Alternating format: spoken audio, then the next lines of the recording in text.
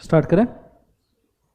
Okay, हर हर महादेव मित्रों, चलिए start करते हैं। ध्यान देना, फोकस करना बहुत अच्छे तरीके से तो समझ में आएगा, अदरवाइज मुश्किल है। ठीक है, first and foremost thing, last lecture के अंदर वी हैव स्टार्टेड, होल्ड एक सेकंड, लाइव स्ट्रीम में लोग ज्वाइन हो गए, बताइएगा प्लीज।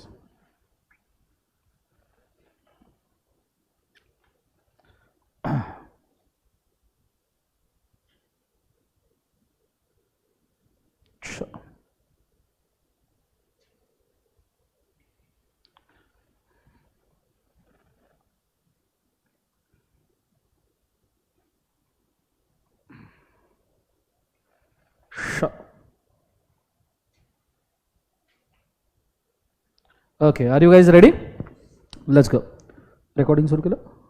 ओके, लास्ट लेक्चर के अंदर we have started with the companies act, और सब्सटेंशियली कंपनीज एक्ट का रिवीजन हमारा लास्ट लेक्चर में खत्म हुआ है।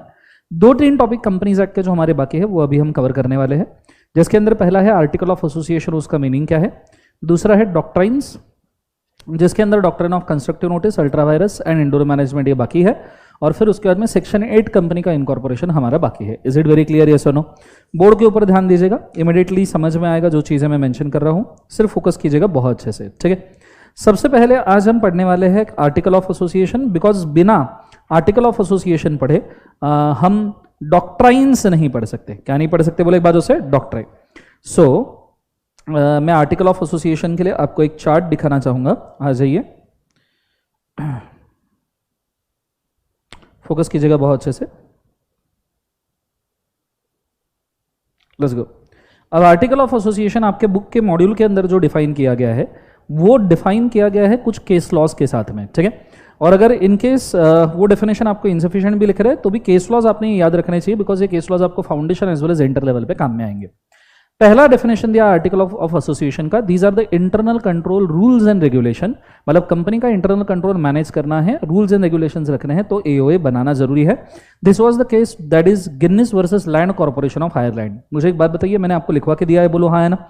दूसरा, आर्टिकल ऑफ एसोसिएशन हमेशा मेमोरेंडम के सब्सिडरी करके वर्क करेंगे, मेमोरेंडम के नीचे वर्क करेंगे। So memorandum will always override article of क्या वाले बाजू से? Association, which was decided in the case of Ashbury railway company versus क्या वाले बाजू से? रिची। तीसरा, the article of association are Magna Carta, मतलब बायलॉज, कंपनी के बायलॉज होते हैं आर्टिकल ऑफ एसोसिएशन। और ऐसे सिचुएशन में ये डिसाइड किया गया है एसएस राजकुमार वर्सेस परफेक्ट कास्टिंग्स लिमिटेड के अंदर। Is it very clear? Yes और नो? और नेक्स्ट लास्ट वाला केस लॉ था दैट आर्टिकल ऑफ एसोसिएशन, इसको एग्रीमेंट माना जाता है मेंबर्स, कंपनी मेंबर्स इनके बीच में, जिसको हमने देखा था Naresh Chandra Sanyal versus Calcutta stock exchange वाले केस के अंदर। अगर आपको आर्टिकल के डेफिनेशन के बारे में पूछा गया तो आपने ये चारों चीजें लिखनी चाहिए। हो सके तो केस लॉ लिखना, लेकिन अगर आपका केस लॉ लिखना नहीं हो पा रहा हो तो इट इज रादर सजेस्टेड कि आपने एटलीस्ट डिसीजंस तो भी लिखने चाहिए चारों के चारों। मैं एक बार वापस से रिवाइज करवा दूं सबके लिए। पहला, ये इंटरनल कंट्रोल डॉक्यूमेंट है, Guinness versus land corporation of Ireland में बोला है। दूसरा, ये सब्सिडरी कंपनी, ये सब्सिडरी है मेमोरेंडम को, मतलब मेमोरेंडम को कॉम्प्लीमेंट करेंगे ये बोला गया है एशबरी रेलवे कंपनी। हालांकि एशबरी आपका डॉक्ट्राइन वाला भी केस है, कंपनी वर्सेस रिची के अंदर। और तीसरा, आर्टिकल ऑफ एसोसिएशन कंपनी का माग्ना कार्टा है, that is strictly top management ने उसको कंस्ट्रू करना चाहिए, ये बोला गया है एसएस राजकुमार वर्सेस परफेक्ट कास्टिंग्स के अंदर। और सबसे आखिरी, आर्टिकल ऑफ एसोसिएशन ये एग्रीमेंट करके वर्क करता है मेंबर्स डायरेक्टर्स के बीच में, मेंबर्स कंपनीज के बीच में, ये बोला गया है Naresh Chandra Sanyal versus Calcutta stock exchange limited. Is it very clear guys? बोलो हाँ है ना? फिर हमने ये देखा था कि आर्टिकल ऑफ एसोसिएशन में दो टाइप के प्रोविजन होते हैं, एक होता है कॉमन प्रोविजन और दूसरे होते हैं एंट्रेंचमेंट प्रोविजन। एंट्रेंचमेंट प्रोविजन का मतलब होता है डीप रूटेड, लॉन्ग टाइम से एक्सेप्ट किए गए प्रोविजंस, जो चेंज करना मुश्किल ही नहीं, एज गुड एज नामुमकिन है। सो बेसिकली नॉर्मल जो आर्टिकल ऑफ एसोसिएशन के प्रोविजंस होते हैं वो कभी भी जनरल मीटिंग का स्पेशल रेजोल्यूशन पास करके अल्टर होंगे, पर एंट्रेंचमेंट प्रोविजन ये चेंज हो नहीं सकते। तो एंट्रेंचमेंट प्रोविजन के लिए पढ़ते हैं point number A, these are deep rooted provisions of the company followed over the ages. These are very difficult to be altered in any normal situation for a company. There are customary provisions accepted from the long run, ठीक है, और long going situations, जैसे आप हर साल Diwali bonus बांटते हो, ठीक है, that is a customary provision, इसे एंट्रेंचमेंट कहा जा सकता है अगर आर्टिकल में लिखा है। या फिर आपने कोई डायरेक्टर प्राइवेट या पब्लिक कंपनी में अपॉइंट किया लाइफ टाइम के लिए कि जिंदगी भर ये डायरेक्टर होना चाहिए। मैंने ओरिजिनल क्लास में फिनोलेक्स का केस स्टडी इसके लिए डिस्कस किया था, अगर आपको याद होगा तो, कि फिनोलेक्स में 2 डायरेक्टर अपॉइंट किए थे लाइफ टाइम के लिए, इंडस्ट्रीज के लिए एंड केबल्स के लिए। बोलो हाँ है ना। तो ये अगर ऐसे प्रोविजन है तो इन्हें एंट्रेंसमेंट प्रोविजन कहा जाता है। आर्टिकल ऑफ एसोसिएशन पूछा, ऊपर के 4 केसेस, नीचे के 2 प्रोविजंस के ABC पॉइंट, ये इतना आपने लिख लिया तो आपको पूरे मार्क्स मिल जाएंगे। Is it very clear? किसी को चाहिए तो इसके फोटो खींच के रखिए, ये आपके काम में आएंगे। ये मैंने लिखवा के दिया था ना क्लास में, हाँ है ना, लिखा होगा आपके पास। Is it? ये सुनो, एक बार फोटो खींच लीजिए जिनके पास नहीं है।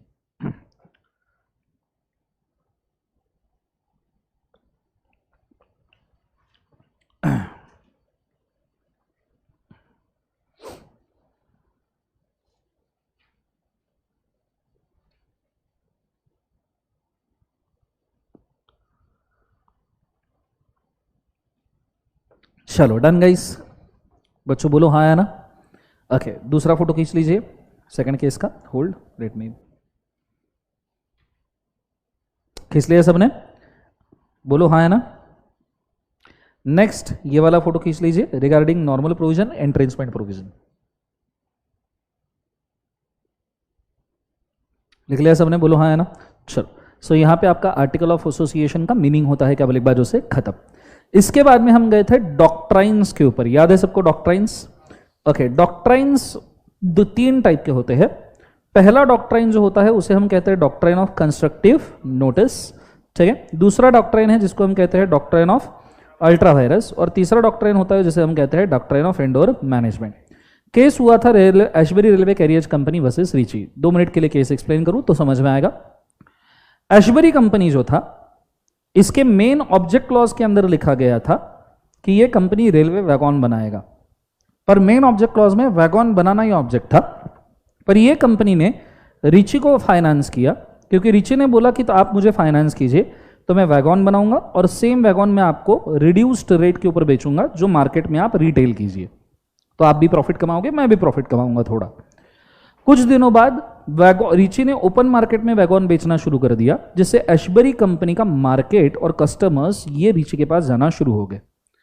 तब एशबरी कंपनी ने रीची के साथ किया हुआ ये फाइनेंस का कॉन्ट्रैक्ट वॉइड किया, और उसको अभी तक जितने वैगॉन्स उसने बेचे उसके ऊपर का प्रॉफिट भी एशबरी कंपनी ने क्लेम किया, ये कहते हुए कि हमारे मेमोरेंडम के खिलाफ जाके हमने आपको फाइनेंस किया है, विच इज नॉट वैलिड। आपको पता होना चाहिए कॉन्ट्रैक्ट वॉइड है, क्योंकि मेमोरेंडम आर्टिकल पब्लिक डॉक्यूमेंट। तो उन्होंने क्लेम किया रीची को पता होना चाहिए कि एशबरी कंपनी कॉन्ट्रैक्ट नहीं कर सकती, एंड इस वजह से कॉन्ट्रैक्ट वॉइड है, तो पूरा पैसा प्लस जितना प्रॉफिट उसने कमाया है वो वापस देना जरूरी है, ऐसा एशबरी कंपनी ने क्लेम किया। Are you understanding? बोलो हाँ है ना। तो मुझे एक सवाल का जवाब दीजिए, क्या यहां पे रीची ने पैसा वापस देना चाहिए? यस, क्योंकि this is called as doctrine of constructive notice and ultra vires. मतलब क्या है, तो जरा पॉइंट नंबर पढ़ना कंस्ट्रक्टिव नोटिस का। रेडी? 1 2 3 बोलो क्या है। The third party dealing with a company should have the knowledge about the memorandum and article of the company. Memorandum of the and the article are a public document open for everyone dealing with the क्या बोले जो है company, हर एक के लिए open है जो company के साथ डील कर रहा है। नीचे डॉक्ट्राइन ऑफ अल्ट्रा वायरस क्या कहता है, पॉइंट नंबर 1, सब जन साथ में 1 2 3 बोलो क्या है। The third party contracts with the company other than the object clause, then such a contract are क्या बोले एक बार void ab initio. The contract against a memorandum article are ultra virus in the nature. Third party cannot claim a compensation against such a void contract. Is it very clear guys? जोर से बोलो yes or no. तो ये case आपको याद रखना है। पर बाद में एक केस हुआ रॉयल ब्रिटिश बैंक वर्सेस टर्कॉन्ड का। इस केस में क्या था, रॉयल ब्रिटिश बैंक के आर्टिकल ऑफ एसोसिएशन में लिखा था कि किसी से भी अगर बैंक बॉन्ड परचेस करती है, क्या परचेस करती है? बॉन्ड। बदले में उस बंदे को जब पैसा देती है तो बोर्ड ऑफ डायरेक्टर का ऑर्डिनरी रेजोल्यूशन चाहिए। मतलब बैंक अगर किसी से बॉन्ड परचेस कर रहा है तो परचेस करने के लिए बोर्ड का ऑर्डिनरी रेजोल्यूशन चाहिए।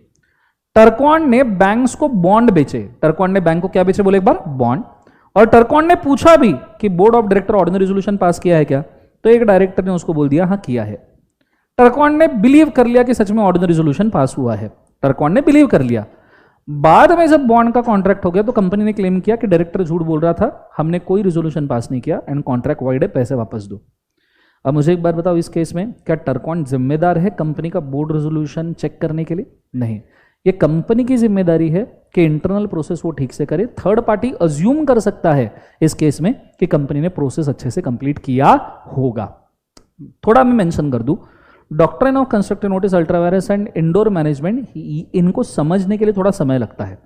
तो जिन लोगों ने ये केसेस पहले सुने ही नहीं हैं उनको अभी 2 मिनट के अंदर समझना बहुत मुश्किल है, ठीक है। तो रादर अगर आपके पास बैकअप लेक्चर, लाइव स्ट्रीम में भी बोलूँ बैकअप लेक्चर अवेलेबल है, या फास्ट ट्रैक लेक्चर से अगर आप देख सकते हो जो यूट्यूब पे अवेलेबल है, तो कृपया इसको डिटेल में पढ़े क्योंकि ये इंपॉर्टेंट भी है और ये केसेस 2-2 मिनट में समझाए भी नहीं जा सकते।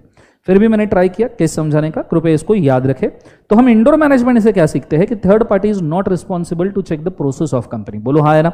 सो यहां लिखा गया है, एक बार रीड कीजिए। Point number 1, the third party contract with the company other than the object clause, sorry my mistake, ये वाला है डॉक्ट्रिन ऑफ इंडोर। हाँ, the third party is not responsible to check the internal process of company mentioned in MOA or AOA. Third party can assume that the process is complied and take the benefit of it.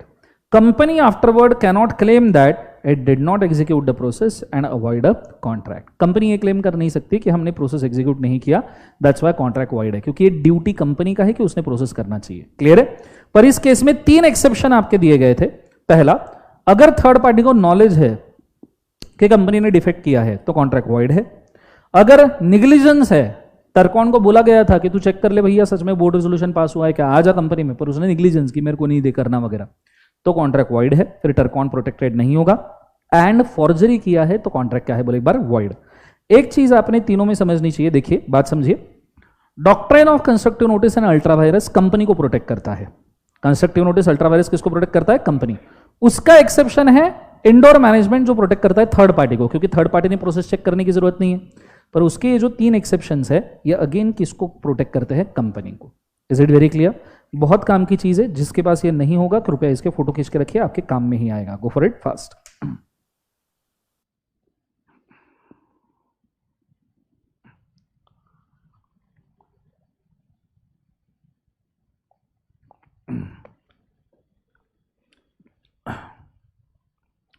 चलो, सबको समझ में आ रहा है guys? Everybody understood? बोलो हाँ है ना। ओके,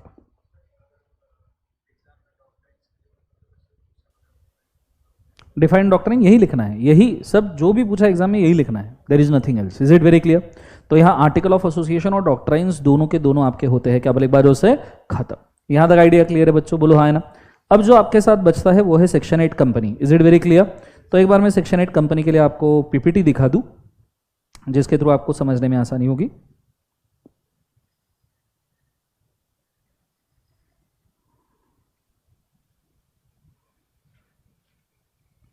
बोर्ड के ऊपर ध्यान दीजिएगा।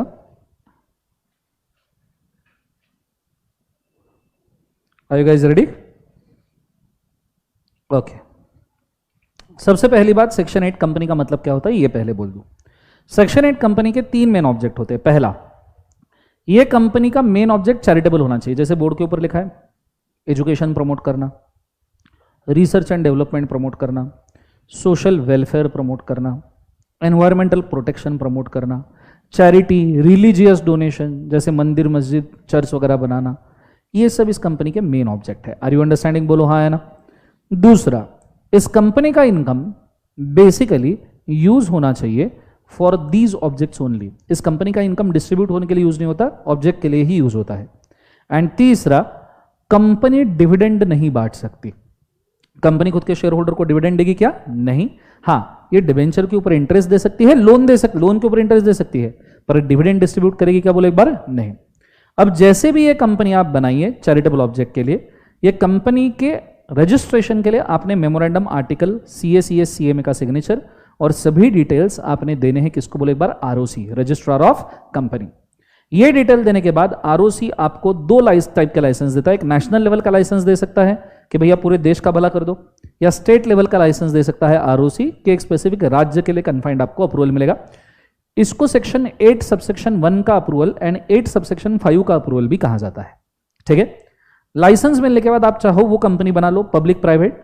पर सेक्शन 8 कंपनी का एडवांटेज है कि सेक्शन 8 कंपनी के नाम में पब्लिक या प्राइवेट लिमिटेड वर्ड नहीं आता। जैसे रिलायंस फाउंडेशन, आप देखोगे रिलायंस फाउंडेशन में प्राइवेट या पब्लिक लिमिटेड वर्ड नहीं आता, only Reliance foundation word is sufficient. Is it very clear. Tirumala Tirupati Balaji Devasthanam, इसमें लिमिटेड प्राइवेट लिमिटेड वर्ड नहीं है। Institute of chartered accountants of India, तो इसके अंदर भी कोई भी नाम नहीं है। Are you understanding? यस और no? So limited, private limited word इसमें यूज नहीं होते। नेक्स्ट वाली चीज, ये कंपनी अगर कभी ऑब्जेक्ट चेंज करना चाहती है तो सीजी अप्रूवल लगेगा। अगर ये कंपनी कभी मेन ऑब्जेक्ट में शिफ्ट हो जाती है, प्रॉफिट कमाने वाले में और डिस्ट्रीब्यूट करने वाले में, तो जो चैरिटेबल ऑब्जेक्ट से इसको असेट्स वगैरह मिले हैं वो किसी दूसरे चैरिटेबल कंपनी को दे दिए जाएंगे। जैसे मेरा ऑर्फनेज वाला चैरिटेबल कंपनी था, मैंने मेन बिजनेस शुरू कर दिया, प्रॉफिट कमाना शुरू कर दिया, तो मेरे ऑर्फनेज के जितने भी असेट है वो उठा के किसी दूसरे ऑर्फनेज को दे दिए जाएंगे। क्यों? क्योंकि वो असेट मेरे नहीं थे, वो डोनेशन से आए थे। Are you understanding? बोलो हाँ है ना? कोई भी कॉन्ट्रावेंशन किया, जैसे आपने फ्रॉड किया, ऑब्जेक्ट के हिसाब से कंपनी नहीं चलाई, या फिर गलत इंफॉर्मेशन दिया, तो कंपनी को पेनल्टी, सुनिएगा गौर से, कंपनी को पेनल्टी है 10 लाख से 1 करोड़, ऑफिसर को पेनल्टी है 25,000 से 25 लाख, साथ में आपकी कंपनी का removal of name, winding up, amalgamation, तीनों में से कुछ भी हो सकता है। Is it very clear guys? ये है आपका सेक्शन 8 कंपनी। एक बार वापस से रिपीट कर दूं, पहले इन कंपनी का ऑब्जेक्ट क्या है? Education, social research, research and development, social welfare, charity, religious, environment protection, जो भी सोशल वाली चीज़ें आपको पता है, पब्लिक के भले वाली, वो लिख देने का।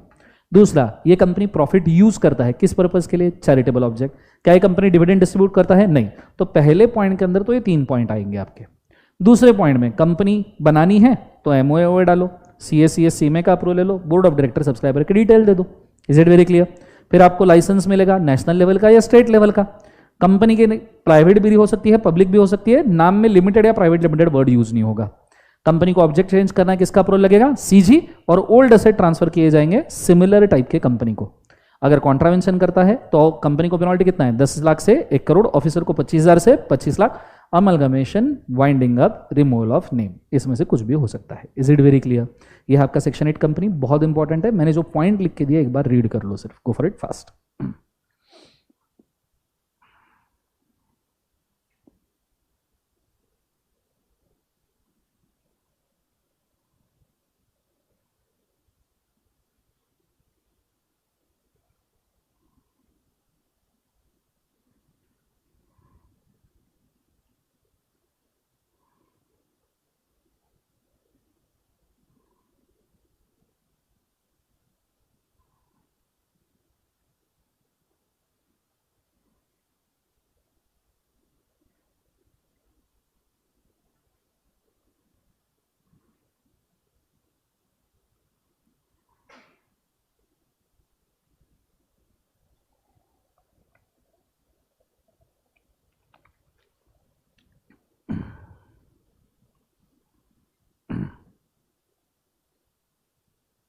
ओके, कंपनीज एक्ट के मैं अभी तक नहीं बोला, पर अभी से कुछ इंपॉर्टेंट टॉपिक मार्क करके दूं, और लास्ट लेक्चर में मैं कॉन्ट्रैक्ट सेल ऑफ गुड्स के भी मार्क कर दूंगा। टॉपिक आप मार्क करके रखिए, कंपनीज एक्ट में क्या क्या आ सकता है। सबसे पहले तो डेफिनेशंस में मार्क कर लीजिए, लिख लीजिए, किधर तो मार्किंग छोड़ दीजिए, लिख लीजिए, मतलब बाद में लिस्ट बना रहेगा। सबसे पहले डेफिनेशन में आप मार्क कीजिए ओपीसी प्राइवेट कंपनी के definitions. Small company, OPC private, small subsidiary, associate.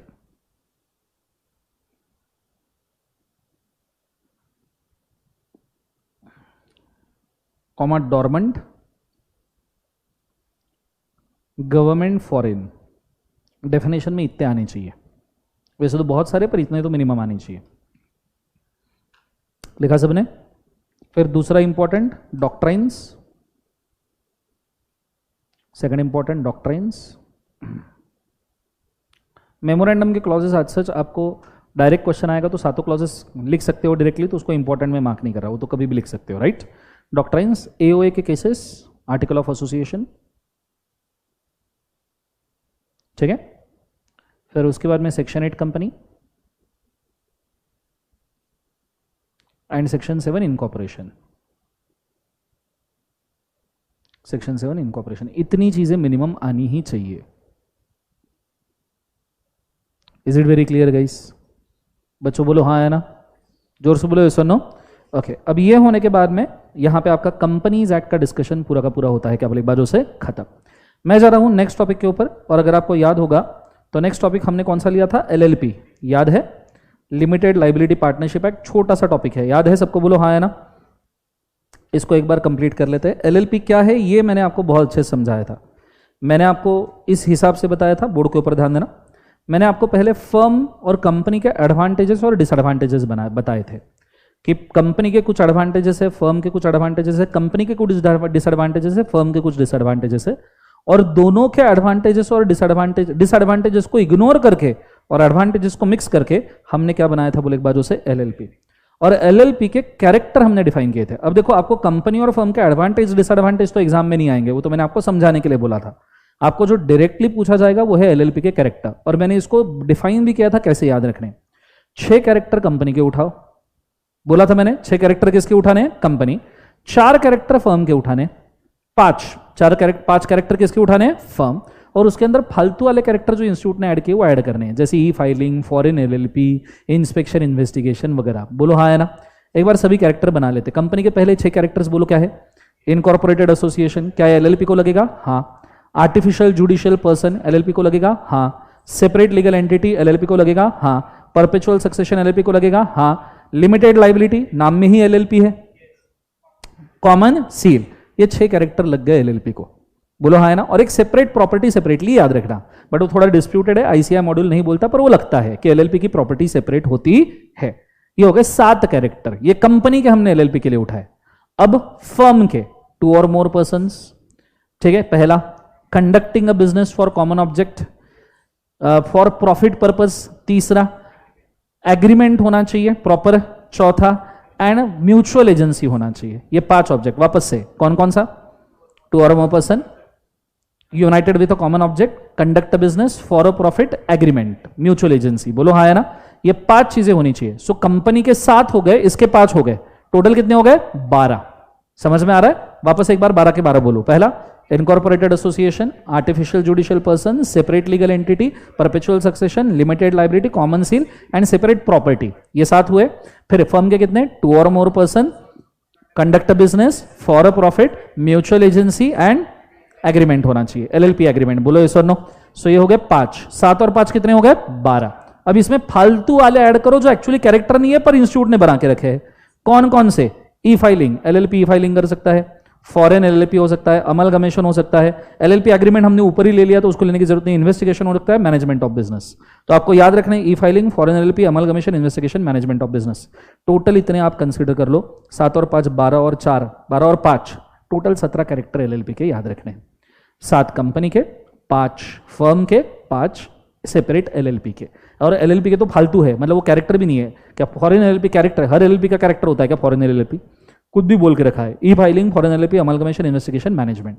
Is it very clear? जिसके पास नहीं है कृपया ये फोटो खींच के रखे, आपके काम में ही आएगा।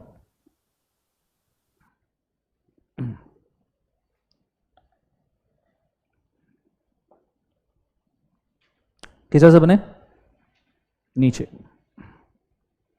ओके, कैरेक्टर इससे समझ में आया सबको, हाँ है ना। अब सिंपली आपको कंपनी के कैरेक्टर और फर्म के कैरेक्टर इधर लिखने हैं, जहां जहां फर्म और कंपनी वर्ड है उसको रिप्लेस करके एलएलपी लिखना है, बाकी सब same. Is it very clear? चलो, ये चीज होने के बाद में मैं आगे बढ़ गया था, मैंने एलएलपी के इंपॉर्टेंट डेफिनेशंस आपको पढ़ा दिए थे, बोलो यस और नो। और इंपॉर्टेंट डेफिनेशंस के अंदर स्मॉल एलएलपी करके हमने एक डेफिनेशन पढ़ा था, स्मॉल कंपनी जैसा, याद है सबको, बोलो यस और नो। अब स्मॉल कंपनी की लिमिट्स क्या है मुझे बता सकते हो? पेडअप कैपिटल कितना स्मॉल कंपनी का, स्मॉल कंपनी 50 लाख से लेके 2 करोड़ और 10 करोड़ से लेके 100 करोड़, बोलो हाँ है ना। 2 करोड़ से लेके 100 करोड़, बाय मिस्टेक। 50 लाख से कितना, 2 करोड़, 50 लाख से 10 करोड़, बाय मिस्टेक, 50 लाख से 10 करोड़ एंड 2 करोड़ से 100 करोड़। याद आया सबको, यस और no? So company small company का है पेडअप कैपिटल में 50 लाख से 10 करोड़ और इधर है कितना, 2 करोड़ से 100 करोड़। उसका हाफ कर दो एलएलपी के लिए, उसका कितना करना है, हाफ। अब अगर आप ध्यान दोगे तो इमीडिएटली आपको समझ में आएगा। उधर कंपनी के लिए पेडअप कैपिटल कितना है, 50 लाख से 2 करोड़, बोलो यस और नो। 50 लाख से 10 करोड़, बोलो हाँ या ना। तो ये देखो 25 लाख से लेके 5 करोड़, हाफ हाफ कर दिया। इजी टू रिमेंबर ना फॉर एलएलपी, जो कंपनी का उसका हाफ।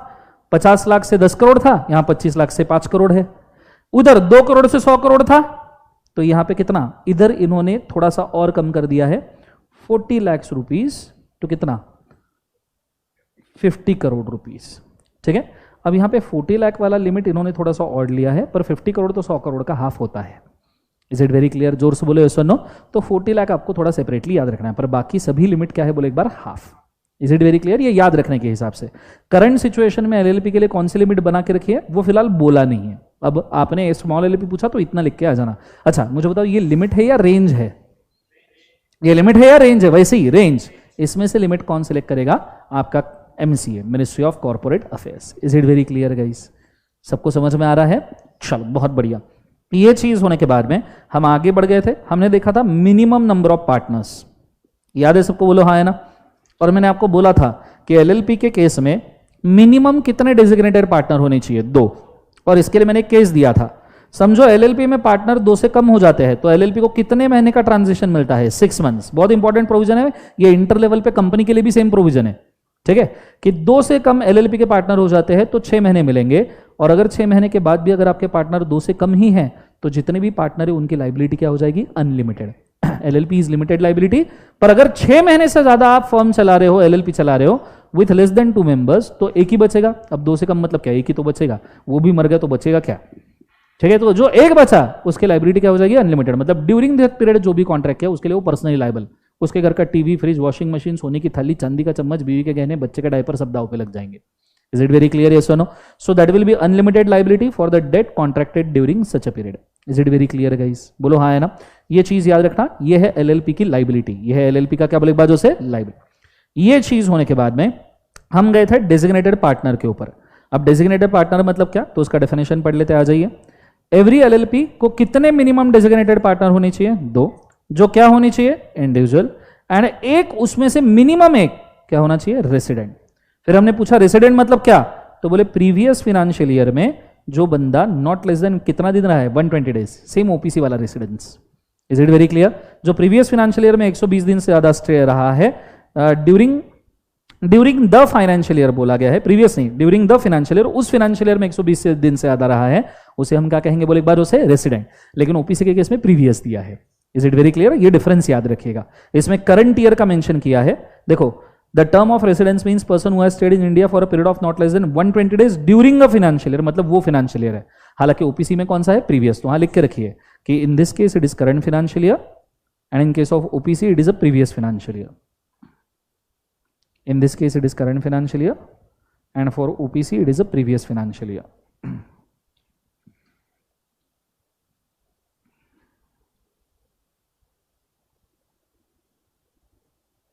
समझ में आ रहा है बच्चों?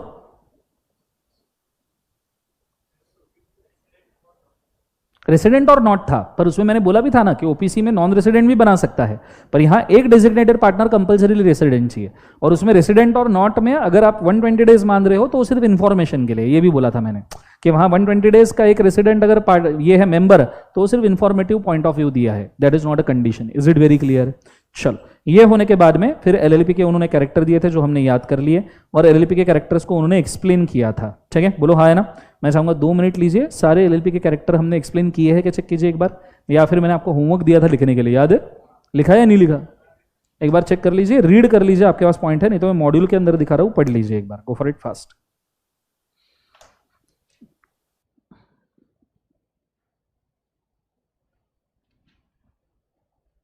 तो पानी दिखा है, होल्ड।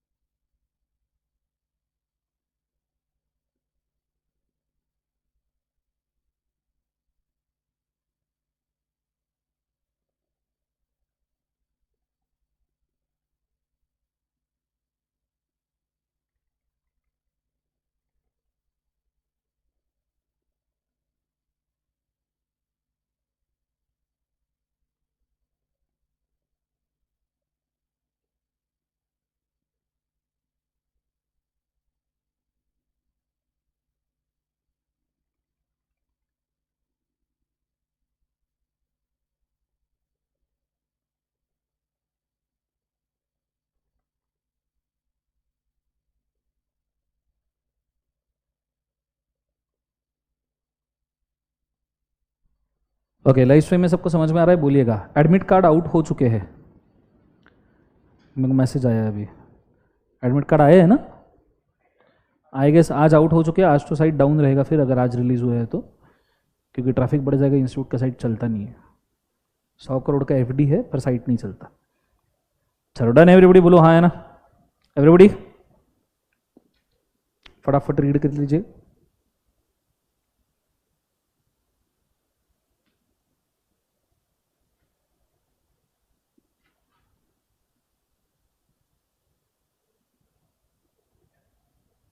हाँ हाँ, डायरेक्ट क्वेश्चन आ सकता है कैरेक्टरिस्टिक्स ऑफ एलएलपी। अगर आपको 4 मार्क का क्वेश्चन है कैरेक्टरिस्टिक्स ऑफ एलएलपी, तो सिर्फ एक एक लाइन के अंदर एक एक कैरेक्टर लिख के चल जाने का, ठीक है। 8 मार्क के लिए आया पूरा डिस्क्राइब करने का, लेकिन अगर वो 4 मार्क के लिए पूछेंगे तो रादर देन कैरेक्टर वो एक आधा केस पूछेंगे या 2-4 कैरेक्टर ही पूछेंगे। ऐसा नहीं होगा कि बहुत सारे पूछ लिए। 4 कैरेक्टर, 4 मार्क के लिए 4 कैरेक्टर पूछे डिटेल में लिखने का, 4 मार्क के लिए पूरे पूछ लिए 12-15, तो सिर्फ एक एक लाइन में एक एक कैरेक्टर लिख के खत्म करने का, और 8 मार्क के लिए पूछा पूरा डिस्क्राइब करने का, ठीक है। चलो, ये चीज होने के बाद में अब हम बढ़ रहे हैं आगे, ठीक है। फिर हमने देखा था एलएलपी के इनकॉर्पोरेशन का प्रोसेस, बोलो हाँ है ना। और मैंने इस प्रोसेस को कंपनी के इनकॉर्पोरेशन के प्रोसेस के साथ टैग करके दिया था, याद है सबको, बोलो सुनो। ओके, एलएलपी के इनकॉर्पोरेशन प्रोसेस में हमने क्या देखा था। सबसे पहला, एलएलपी के इनकॉर्पोरेशन के लिए 2 या 2 से ज्यादा बंदे होने चाहिए। बोर्ड के ऊपर दिख रहा है सबको, बोलो सुनो। सबसे पहले 2 या 2 से ज्यादा क्या होने चाहिए, पर्सन। उसके से अंदर 2 डेजिग्नेटेड पार्टनर होने चाहिए। रिक्वायर्ड फीस पे करनी चाहिए टू रजिस्ट्रार, फिर इनकॉर्पोरेशन होगा। कौन कौन से डॉक्यूमेंट फाइल करोगे, सबसे पहले फाइल इनकॉर्पोरेशन डॉक्यूमेंट, मतलब जैसे एमओए एओए कंपनी के लिए होता है, एलएलपी के लिए आपने LLP agreement, LLP bylaws file करने चाहिए। वहाँ सीएसीएस सीएमए का अप्रूवल है, यहाँ पे भी सीएसीएस सीएमए का अप्रूवल है। वहाँ सब्सक्राइबर के डिटेल्स है, यहाँ पे भी सब्सक्राइबर के डिटेल्स है कि एलएलपी के कैपिटल में किसने सब्सक्राइब किया। वहाँ रिक्वायरमेंट है रूल्स और रेगुलेशन कंप्लाई करने के, यहाँ पे भी रूल्स एंड रेगुलेशन कंप्लाई करने की रिक्वायरमेंट है, बोलो हाँ है ना। फिर उसके बाद में इनकॉर्पोरेशन डॉक्यूमेंट, नीचे आपने नेम देना है, प्रपोज बिजनेस एलएलपी का क्या है, एड्रेस क्या है रजिस्टर्ड ऑफिस का, नेम एंड एड्रेस एलएलपी, मतलब आप सिंपली देखो तो एमओए के ही सारे क्लॉजेस आपने बोलने हैं, name, object, registered office, capital, subscription, liability, वही लिखे और क्या है वो, ठीक है। तो सारे क्लॉजेस देने हैं। जो पर्सन एप्लीकेशन कर रहा है अगर उसने फ्रॉड कर दिया तो ऐसे केसेस में जेल हो सकता है अप टू 2 इयर्स, और साथ साथ में फाइन हो सकता है 10,000 से लेके कितना बोले एक बार, 5 लाख। फिर एलएलपी का रजिस्ट्रेशन किया जाएगा, 14 दिन के अंदर आपको नॉर्मली रिप्लाई दिया जाएगा, आपको एलएलपी का इनकॉर्पोरेशन सर्टिफिकेट मिलेगा, और फिर उसके बाद में आप एलएलपी का बिजनेस शुरू कर सकते हो। अगर आपको एलएलपी के रजिस्टर्ड ऑफिस में चेंज करना है, एलएलपी के रजिस्टर्ड ऑफिस में क्या करना है, चेंज, तो मुझे बताओ क्या अप्रूवल लगता है। Designated partner certificate of posting में रजिस्टर्ड ऑफिस को चेंज कर सकता है, और ये भी रजिस्टर्ड ऑफिस जब चेंज किया जाएगा तो आपने नोटिस देना चाहिए, किसको बोले एक बार, आरओसी। अगर आपने नहीं दिया 500 पर डे का पेनल्टी है, मैक्सिमम टू कितना बोले एक बार, 50,000। रजिस्टर्ड ऑफिस का चेंज काफी इंपॉर्टेंट है, स्टार मार्क कीजिए और एक बार रीड कर लीजिए, गो फॉर इट फास्ट।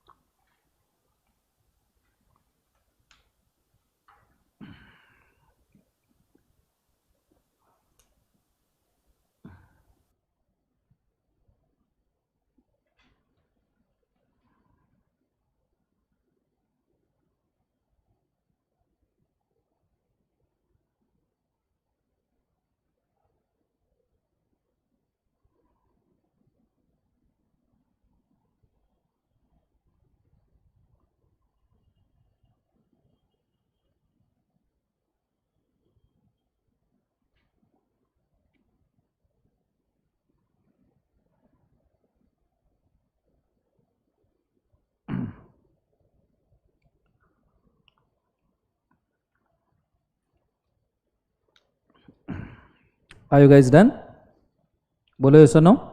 चलो, ये होने के बाद में नेम एप्लीकेशन एलएलपी का हमने डिस्कस किया था, याद है सबको, बोलो हाँ है ना। और नेम एप्लीकेशन के लिए मैंने आपको टाइमलाइन दिया था कि अगर आपने 1 जून 2025 को नाम के लिए अप्लाई किया, 1 जून 2025, तो आपने कितने ऑप्शंस देने चाहिए नेम के, डायग्राम ड्रॉ किया है क्या, कितने ऑप्शन देने चाहिए नेम के, 6 ऑप्शन। 6 में से कितना सिलेक्ट किया जाएगा, 1, उसे कहते हैं रन। रन मतलब रिजर्वेशन ऑफ यूनिक नेम। ये नाम आपके लिए कितने दिन तक के अवेलेबल है, 3 महीने। विद इन 3 मंथ्स आपने एलएलपी के इनकॉर्पोरेशन का प्रोसेस करना है, मतलब वो 7 स्टेप्स जो हमने लिखे, बोलो हाँ या ना, या फिर 5 स्टेप्स जितने अपने कंसिडर किए फॉर इनकॉर्पोरेशन के लिए डिटेल में। और अगर आपने ये 3 महीने के अंदर इनकॉर्पोरेशन किया एलएलपी का तो सेम नाम मिलेगा, नहीं किया तो आपका रन लैप्स हो जाएगा, मतलब जो आपके लिए नाम रिजर्व किया है वो खारिज हो जाएगा। Are you understanding. इसी को यहां पे वर्ड फॉर्म में हमने दिया है, reservation of name. Person want to make an application which such a fees can apply in a prescribe mode for reservation of name for propose LLP. उस केस में बोला गया है कि आपका जो नाम है प्रपोज चेंज इन नेम वो आपके लिए रिजर्व किया जाएगा, और 3 महीने के पीरियड तक के रिजर्व रहेगा। कितने महीने के पीरियड तक के, 3, अगर एक्सेप्ट हो गया तो। और अगर आपने 3 महीने के अंदर वो नाम नहीं रखा तो आपका नाम क्या हो जाएगा, बोले एक बार उसे लैप्स, ठीक है। May be rejected on any grounds refer to in subsection 2। अब रिजेक्शन बोला है उन्होंने रन के लिए, ठीक है। दूसरी बात, एलएलपी का नाम कैसा नहीं होना चाहिए, एलएलपी का नाम अनडिजायरेबल नहीं होना चाहिए। अनडिजायरेबल मतलब सिमिलर, डिसिजिव, अब्यूजिव, ऐसे अजीब नाम नहीं चलेंगे, नहीं नाम में गाली वगैरह नहीं चलेगी, आईच्या गावात LLP, it's not allowed. Is it very clear? Similar भी नाम नहीं चलेगा, जैसे लाइफ इंश्योरेंस कोऑपरेशन एलएलपी, जैसे लाइफ इंश्योरेंस कॉर्पोरेशन है, तुमने लिखा लाइफ इंश्योरेंस कोऑपरेशन एलएलपी, नहीं चलेगा। तो ऐसे सिमिलर डिसिजिव नाम नहीं चाहिए। एग्जिस्टिंग कंपनी के नाम या ट्रेडमार्क वगैरह से मैचिंग नहीं होनी चाहिए। Is it very clear? बोलो हाँ है ना। तो अमेजॉन जैसे कंपनी है, तुमने नाम रखा अमेजेवन, you can not keep such names. Is it very clear? ये चीज को याद रखेगा। फिर एलएलपी का नेम चेंज के लिए उन्होंने पीरियड दिया है कि अगर आप एलएलपी का नाम सिमिलर सा रखते हो तो भी आपको 3 महीने का नोटिस दिया जाता है आपका नाम चेंज करने के लिए। With in that 3 months you should change the name of क्या बोले बाजू से LLP. Is it very clear? अब नेम की, अभी जो मैं एलएलपी के बारे में ये जो सब चीजें पढ़ा रहा हूँ ये काफी प्रोसीजरल है, रादर इसके अंदर थेरी ज्यादा इन्वॉल्व है और ज्यादा से ज्यादा पॉइंट आपको याद करने पड़ेंगे। Is it very clear? मैं रादर रिकमेंड करूंगा कि इसको शांति से चाहिए तो 2 मिनट लीजिए पर पूरा पढ़ लीजिए, क्योंकि मैं बोलते वक्त एनालिटिकल पॉइंट बोल पाऊंगा, थेरोटिकल पॉइंट आपको ही पढ़ने पड़ेंगे। Is it very clear? Go and read this right now, go for it fast. 2 minute के अंदर पढ़ लीजिए पूरे नेम क्लॉज के पॉइंट्स, मैंने लिखवा के दिए हैं पूरे के पूरे। Is it? हाँ, चार्ट का फोटो चाहिए, लिख लीजिए, ले लीजिए।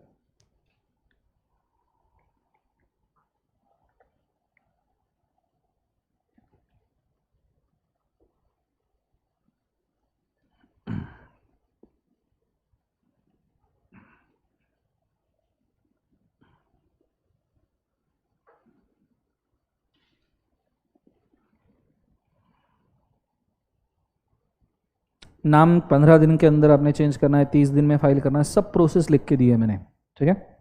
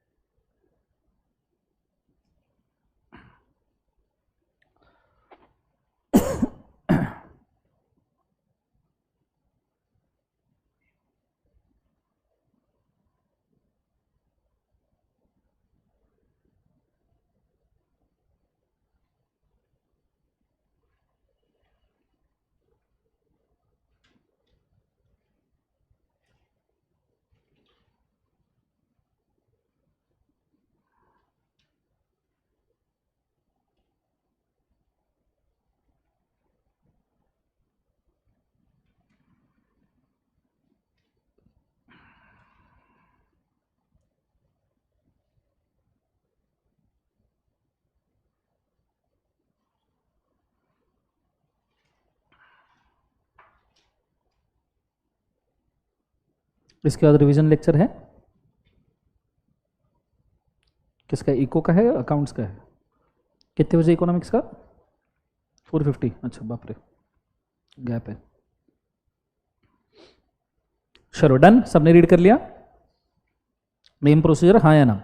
ओके, मैं वापस से एक बार मेंशन कर दूं, कृपया सुनिएगा। एलएलपी टॉपिक ये ज़्यादा से ज़्यादा थ्योरेटिकल पॉइंट्स के ऊपर डिपेंड है। देखो, कंपनीज एक्ट के अंदर आपको मेरी ज़रूरत पड़ेगी क्योंकि वो एनालिटिकल है, ठीक है, इसलिए अपने को कंपनीज एक्ट के ऊपर ज़्यादा समय लग गया पढ़ने के लिए। पर आप एलएलपी देखोगे, क्योंकि हमने कंपनीज एक्ट पढ़ा है इसलिए एलएलपी के अंदर हमको सिर्फ थ्योरी ही याद करना है। Is it very clear? तो मैं आपको रादर ये बोलूंगा, कंपनीज एक्ट पे मैंने ज़्यादा मेहनत की है पर एलएलपी एक्ट पे आपको ज़्यादा मेहनत करनी पड़ेगी, क्योंकि हमने कंपनी पर से एलएलपी बनाया है। सो ऐसा हो सकता है कि एलएलपी में एनालिसिस नहीं है, इसलिए आपको ऐसा लग सकता है कि इसमें सिर्फ याद करना है, याद करना है, याद करना है, but the act is like that only, वो उसी तरीके का है। कंपनी में हमने एनालिसिस की पूरी मेहनत कर ली, हर एक चीज एनालिटिकली चार्ट वगैरह बना के पढ़ी है, बोलो हाँ है ना। पर एलएलपी में वही सब चीजें हमने यूज की है, तो उसमें से थ्योरेटिकल पॉइंट्स है, तो रादर एलएलपी में आपको ज्यादा मेहनत करनी पड़ेगी। तो ये मत कीजिएगा कि एलएलपी छोड़ के चले गए वगैरह, पूरे पॉइंट्स बाकायदा ईमानदारी से पढ़िए। और जहां कहीं पे भी आपको एलएलपी याद ना हो, I will request you to compare this with the companies act. Companies act की प्रोसेस उठा, उसे कंपेयर करो, इमीडिएटली याद हो जाएगा। Is it very clear? Yes और नो? चलो, अब इसके बाद में हमने एलएलपी और फर्म का डिफरेंस पढ़ा था, याद है सबको? बोलो हाँ है ना। हालांकि बहुत ईजी डिफरेंस है, आधी रात को भी लिख सकते हो, मतलब खुद ही जज कर लो तो हो जाएगा। जैसे regulating act, LLP act 2008, company में फर्म में partnership act 1932, LLP body corporate है, पार्टनरशिप फर्म बॉडी कॉर्पोरेट नहीं है। एलएलपी सेपरेट लीगल एंटिटी है, partnership firm separate legal entity नहीं है। एलएलपी का क्रिएशन लीगल क्रिएशन होता है, पार्टनरशिप फर्म लीगली भी बन सकती है, एस्टोपल कंडक्ट से भी बन सकती है, रजिस्टर्ड भी नहीं हो सकती। बोलो हाँ है ना। रजिस्ट्रेशन, एलएलपी का रजिस्ट्रेशन मैंडेटरी है, पार्टनरशिप का रजिस्ट्रेशन वॉलेंट्री है, करना है करो वरना मत करो। एलएलपी का परपेचुअल सक्सेशन है, पार्टनर आए जाए एलएलपी चलता रहेगा। बोलो हाँ है ना। मैं एलएलपी का पार्टनर हूं, कल मैं आपको बना दूंगा, एलएलपी चलता रहेगा। फर्म में एक पार्टनर को खांसी भी आ गई, छींक भी आ गई, तो भी पार्टनरशिप डिसॉल्व। नया पार्टनर आ गया, डिसॉल्व। माइनर पार्टनर का मेजर हो गया, dissolve. Admission of new partner, dissolve. Unsoundness, कुछ भी कर लो, डिसॉल्व ही है। Are you understanding? कुछ मतलब कुछ भी, इधर उसको बुखार भी आ गया, dissolve. Are you understanding? Yes और नो। नीचे नेम, एलएलपी के नाम में एलएलपी वर्ड आना चाहिए, पर फर्म के नाम में कोई फर्म वगैरह वर्ड नहीं आता। नीचे लाइबिलिटी, एलएलपी में लाइबिलिटी लिमिटेड है पार्टनर्स की, फर्म में पार्टनर्स की liability unlimited. Mutual agency, LLP में जो पार्टनर काम करते हैं वो एलएलपी को लाइबल करते हैं। मैंने आपको म्यूचुअल एजेंसी के दो मीनिंग बताए थे, पहला पार्टनर पार्टनर को लाइबल करेगा, दूसरा पार्टनर फर्म को लाइबल करेगा। तो एलएलपी में हाफ ऑफ म्यूचुअल एजेंसी लगता है कि पार्टनर जो भी काम करेगा एलएलपी लाइबल है, पर फर्म में टोटल म्यूचुअल एजेंसी है कि पार्टनर जो भी काम करेगा उसके लिए फर्म भी लाइबल है, पार्टनर भी लाइबल है। Is it very clear? क्योंकि फर्म का तो खुद का वजूद है ही नहीं ना। नेक्स्ट वाला डेजिग्नेटेड पार्टनर, एलएलपी में मिनिमम 2 चाहिए, फर्म में मिनिमम नॉर्मल पार्टनर ही 2 आ जाए। एलएलपी का कॉमन सील होता है, पार्टनरशिप का नहीं होता। एलएलपी को ज्यादा लीगल कंप्लायंस है क्योंकि वो रजिस्टर्ड है और एलएलपी एक्ट में है, फर्म को कोई लीगल कंप्लायंस ही नहीं है। नीचे एनुअल फाइलिंग एलएलपी को लगता है, फर्म को सिर्फ टैक्स ऑडिट टैक्स पे कर दे, बात खत्म हो गई। Foreign partnership, foreign nationals can become a partner in the LLP, लेकिन फॉरेन नेशनल फर्म इंडिया में बना नहीं सकते। Minor cannot be admitted to LLP, पर माइनर फर्म में बेनिफिट के लिए ऐड हो सकता है। Is it very clear? फिर हमने डिफरेंस देखा था एलएलपी और कंपनी का। Obviously one more time, regulating act, LLP act 2008, companies act 2013। Members होते हैं कंपनी में, एलएलपी में होते हैं partner. Internal structure, LLP is governed by the agreement between partner, company is govern by board of director and internal regulation of companies act 2013। LLP के नाम में LLP आता है, कंपनी के नाम में प्राइवेट लिमिटेड आता है। मिनिमम नंबर्स एलएलपी में 2 चाहिए, हालांकि उधर कंपनी में 2, 1, 7, ओपीसी में 7, ओपीसी में 1, प्राइवेट में 2, पब्लिक में 7। बोलो हाँ या ना। नीचे लाइबिलिटी एलएलपी का लिमिटेड है, इधर भी लाइबिलिटी क्या है बोले एक बार, लिमिटेड। पर एलएलपी में लाइबिलिटी लिमिटेड है, वेरिएबल है वो अमाउंट, आप कितना भी डालो कितना भी, पर कंपनी में शेयर कैपिटल से लिमिटेड है। Is it very clear? Management, LLP के बिजनेस जो है वो पार्टनर ही मैनेज करते हैं, कंपनी का business board of director manage करते हैं। ठीक है। मिनिमम डेजिग्नेटेड पार्टनर यहां 2 चाहिए, उधर डायरेक्टर मिनिमम ओपीसी में 1, प्राइवेट में 2, पब्लिक में 3 चाहिए। Are you understanding? और इसके साथ में आपका एलएलपी एक्ट हो गया था खत्म। Is it very clear guys? जोर से बोलो सर नो। तो यहाँ पे आपका एलएलपी एक्ट भी खत्म होता है। बहुत जल्दी एलएलपी का रिवीजन कंप्लीट हो गया, क्योंकि जैसे मैंने बोला एलएलपी में ज्यादा मेहनत किसको करना पड़ेगा? आपको थ्योरी पॉइंट याद करने पड़ेंगे, एनालिटिकल पॉइंट कम है, इसलिए बहुत जल्दी रिवीजन खत्म हुआ। अब कंपनीज में एनालिटिकल पॉइंट ज्यादा थे इसलिए लंबा रिवीजन चला, कॉन्ट्रैक्ट में बहुत ज्यादा थी इसलिए बहुत लंबा रिवीजन चला। Is it very clear? Yes और नो? तो ये चीज को याद रखिएगा। अब हम जा रहे हैं नेक्स्ट लॉ के ऊपर। नेक्स्ट लॉ कौन सा है बोलो? नेगोशिएबल इंस्ट्रूमेंट एक्ट, अपना आखिरी लॉ। हालांकि ये प्लेलिस्ट के अंदर मैंने partnership, special contract and IRF के लेक्चर में आज ऐड कर दूंगा, जिनके बचे हैं वो लोग देख लीजिएगा। ठीक है, चलो। नेगोशिएबल इंस्ट्रूमेंट एक्ट के अंदर सबसे पहली चीज जो मैंने आपको पढ़ाई थी वो है नेगोशिएबल इंस्ट्रूमेंट के कैरेक्टर। याद है? इसके लिए हमने एक्शन किए थे, याद है एक्शन क्या थे? मैंने एक चार्ट के अंदर 5-7 क्वेश्चन रेडी करके दिए थे आपको कैरेक्टरिस्टिक्स के। बोलो हाँ है ना? क्या है? चलो एक्शन करो मेरे साथ साथ। Are you guys ready? इसको याद रखना है, एक्शन को करना तुम गए। सबसे पहला, it is an instrument which is in writing, signed by maker, containing unconditional order or a promise to pay certain sum of money to certain person or to his order or to the bearer of the instrument. याद आया सबको? एक बार वापस से कर लो। It is a instrument which is in writing signed by maker containing unconditional order or a promise to pay certain sum of money to certain person or to his order or to bearer of the instrument. याद है? इससे ही promissory note बना था, इससे ही bill of exchange, इससे ही check बना था। अब इससे प्रॉमिसरी नोट कैसे बनेगा? An instrument in writing signed by acceptor, promise और, ठीक है, containing unconditional promise to pay certain sum of money to person, order और बेरर। ठीक है, अब इसमें 2-3 पॉइंट ऐड करने हैं, अगेंस्ट कंसिडरेशन, टाइम बाउंड, ये एक्स्ट्रा पॉइंट्स है, ये आपने याद रखना जरूरी है। Is it very clear? Bill of exchange कैसे होगा?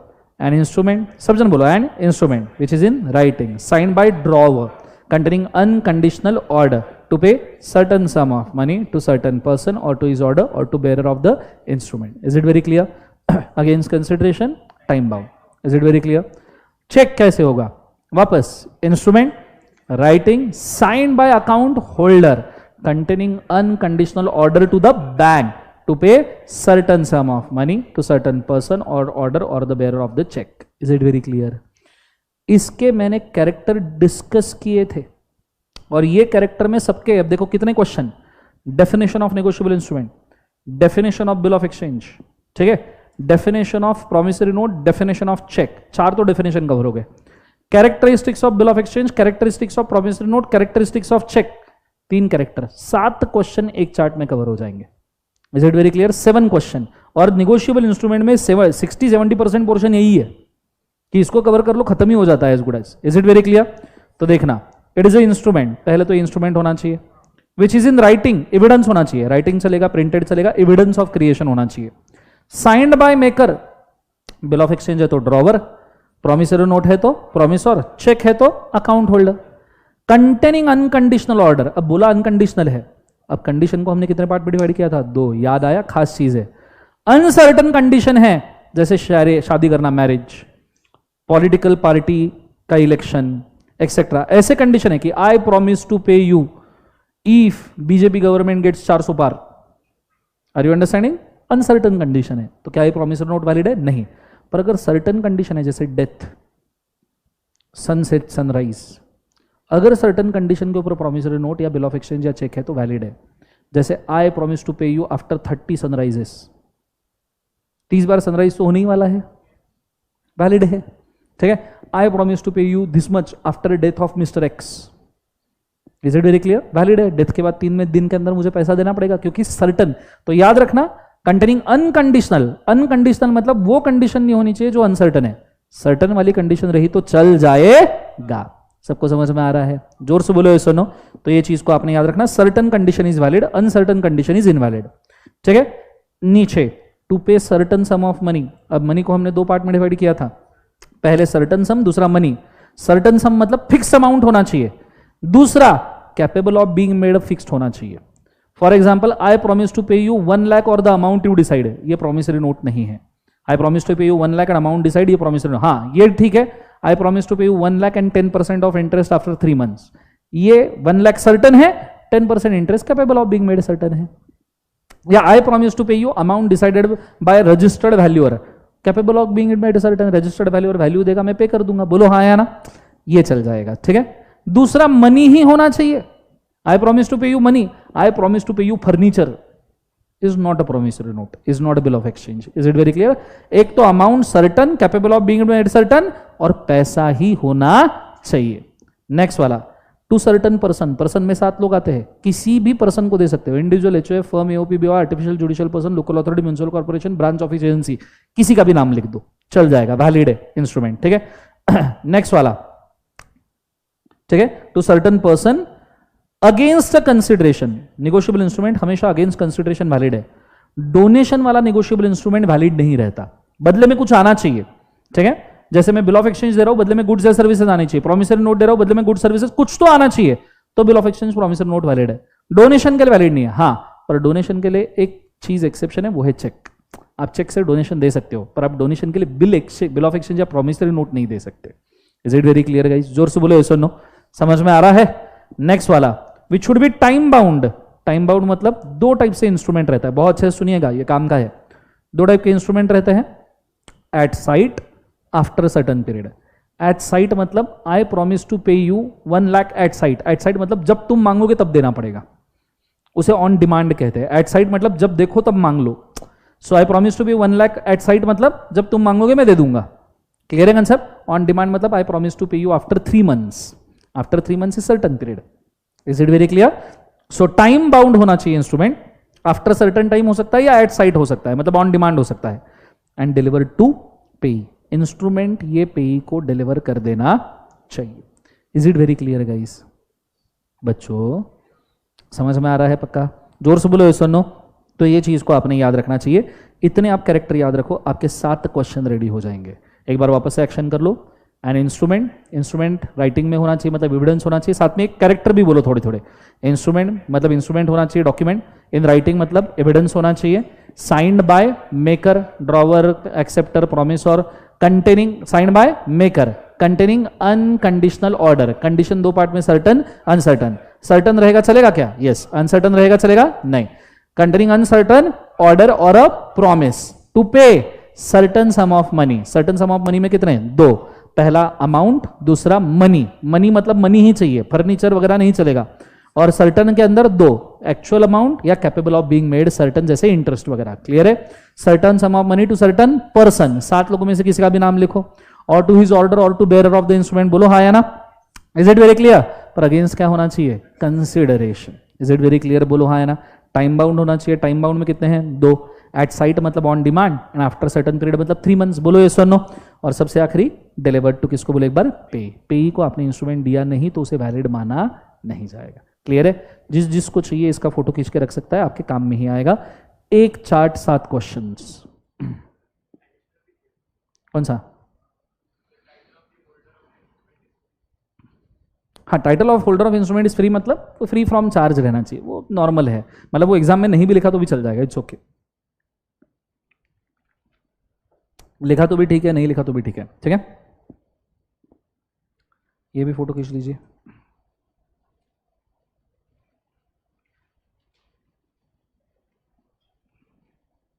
ये भी खींच लीजिए। Sure, done guys. यहां पे हमारे कैरेक्टर हो गया। अब इसमें कितना सारा कंटेंट हमारा खत्म हो गया। ठीक है, देखो कैरेक्टरिस्टिक्स हो गया, टाइप्स हो गया। ठीक है, ये सब चीजें आपको पता होनी चाहिए। ठीक है, फिर उसके बाद में प्रॉमिसरी नोट और बिल ऑफ एक्सचेंज का डिफरेंस आया था, याद है सबको? बोलो हाँ है ना? चलो, दोनों की डेफिनेशन लिख सकते हो जो मैंने बोला, डेफिनेशन बना के दी ना? हाँ है ना? दूसरा, nature of instrument. Promissory note is promise to pay money, bill of exchange is order to pay money. क्या डिफरेंस है? वाह वाह। प्रॉमिसरी नोट में parties maker payee, bill of exchange में drawer drawee payee. Acceptance, promissory note बंदा खुद ही बनाता है, खुद ही एक्सेप्ट करता है। बिल ऑफ एक्सचेंज ड्रॉवर बनाता है, ड्रॉई एक्सेप्ट करता है। ये कोई डिफरेंस है क्या? ये promissory note cannot be payable to bearer. Promissory note bearer के लिए नहीं होता, हालांकि डिस्प्यूटेड होता है कई बार। ठीक है, अगर आपने लिखा है टू सर्टन पर्सन और बेरर तो बेरर होता है, बट इंस्टीट्यूट के हिसाब से नहीं। हालांकि bill of exchange on demand या बेरर हो सकता है। Is it very clear? फिर हम गए थे चेक के ऊपर। बोलो यस और नो। चेक में हमने 2 फॉर्म देखे थे, electronic form and truncated form. बोलो हाँ या ना? मुझे बताओ, इलेक्ट्रॉनिक चेक ये इलेक्ट्रॉनिकली ही बनता है, यस और नो? पर ट्रंकेटेड चेक का मतलब क्या होता है? फिजिकल चेक का हम फोटो निकाल के उसको इलेक्ट्रॉनिक ट्रांसमिशन के लिए यूज करते हैं। फॉर एग्जांपल, मुझे आपको चेक भेजना है तो मैंने चेक का फोटो निकाला और आपको ईमेल पे भेज दिया, दैट इज ट्रंकेटेड चेक। कौन सा चेक बोले एक बार? ट्रंकेटेड। इसके ऊपर मैंने आपको राइट अप लिख के दिया होगा इलेक्ट्रॉनिक और ट्रंकेटेड के ऊपर। बोलो हाँ या ना? उसको 1 मिनट के लिए पढ़ लीजिए। Electronic cheque truncated and end में लिखवाया होगा, एंड एंड में चेक करके पढ़ लीजिए। Go for it fast. किसी के पास नहीं है तो मॉड्यूल से पढ़ लीजिए।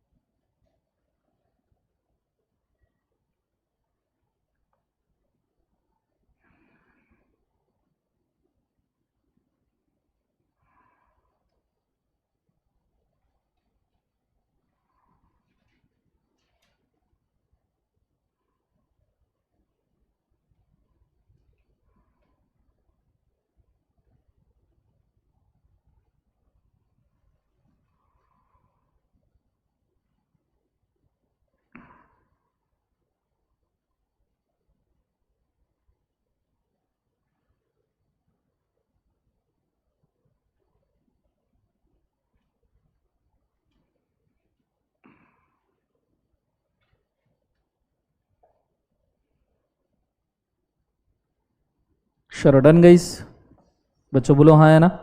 ओके, ये अगर आपका सिचुएशन हो गया है तो फिर हमने इनके पार्टीज देखे थे कि कौन कौन है। बोलो हाँ है ना? और फिर हम बहुत एक इंपॉर्टेंट कंसेप्ट पे आए थे, क्लासिफिकेशन ऑफ नेगोशिएबल इंस्ट्रूमेंट। याद है बच्चों सबको?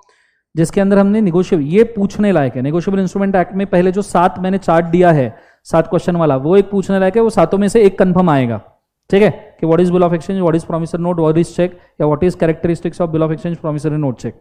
अगर डेफिनेशन पूछा तो सीधा सेंटेंस में लिखना, कैरेक्टर पूछा तो एक्सप्लेन करके लिखना। Is it very clear? दूसरा जो पूछे लायक है वो है types of instrument. Types of instrument को हम डिवाइड कर सकते हैं 3 पार्ट में। पहला है बेस्ड ऑन पेई, दूसरा है बेस्ड ऑन टेरिटोरी, तीसरा है based on completeness. Is it very clear?